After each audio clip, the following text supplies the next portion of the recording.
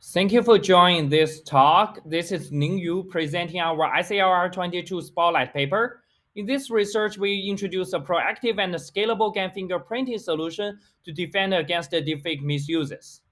Generative models, especially generative adversarial networks, evolved fast in the past 8 years for photorealistic generation.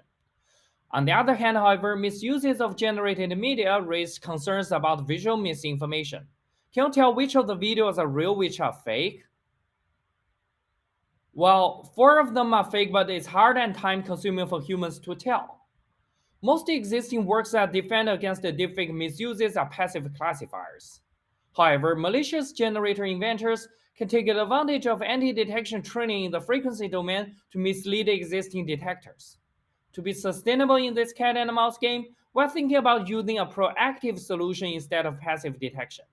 The gist is to enable responsible release and regulation of generators so as to be independent of the arms race between generation and detection.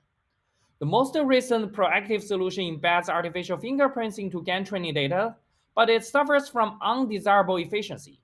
It has to retrain a GAN model with each fingerprint and therefore not scalable to a variety of them.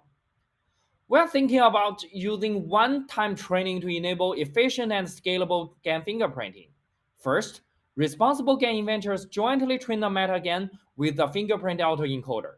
After training, they are able to ad hoc instantiate different GAN versions with different fingerprints for different user downloads. After deployment, because each image contains a unique fingerprint associated with GAN source, when the misuse happens, GAN inventors can use their detector to attribute whose generator instance made this misuse. During training, we start with an encoder that maps 128-bit fingerprints to their embeddings. Then, we modulate the convolutional kernels of the generator using the fingerprinting embeddings. We input the random latent code through the embedding of the generator to generate images. There are 3 losses during training. Besides the adversarial loss, the fingerprint reconstruction loss enables fingerprint detection, and the consistency loss encourages generators with different fingerprint inputs to have the same generation functionality. During testing, on the GAN inventor side, they can quickly instantiate different generator instances with different fingerprints and record their fingerprints into database. Then they can deploy different generators for different user downloads. Once a misuse happens, the GAN inventor can use their detector to identify the fingerprint in the fake image and look up in their database if the misuses come from their technique. If so, which user made it. In the experiments, we first evaluate our fundamental requirements over several datasets. The fidelity is measured by FID. We hope the fingerprints do not leave visible clues in the generation. On the other hand, we measure the fingerprint bitwise accuracy, where we hope the invisible fingerprints can still be identified by our detector. We show in the last row that we can achieve almost a saturated detection accuracy while at little cost of FID degradation from the original style GAN2. This shows the disentanglement between latent code and fingerprint representations. Each column corresponds to a unique latent code input. Each row corresponds to a unique fingerprint input.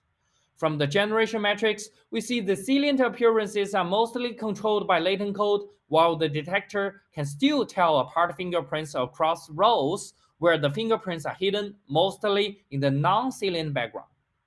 Finally, it comes back to our initial motivation: deepfake detection and attribution. We evaluate such scenarios with a variety of generator sources using the attribution accuracy. For deepfake detection, we label an image as generated if the detected fingerprint matches a fingerprint in the database with more than 75% of the bits. For deepfake attribution, we attribute an image to the generator source that has a maximal number of matching bits.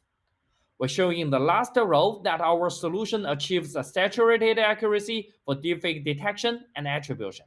It makes this task not challenging anymore by converting the original learning problem to a simple fingerprint verification problem.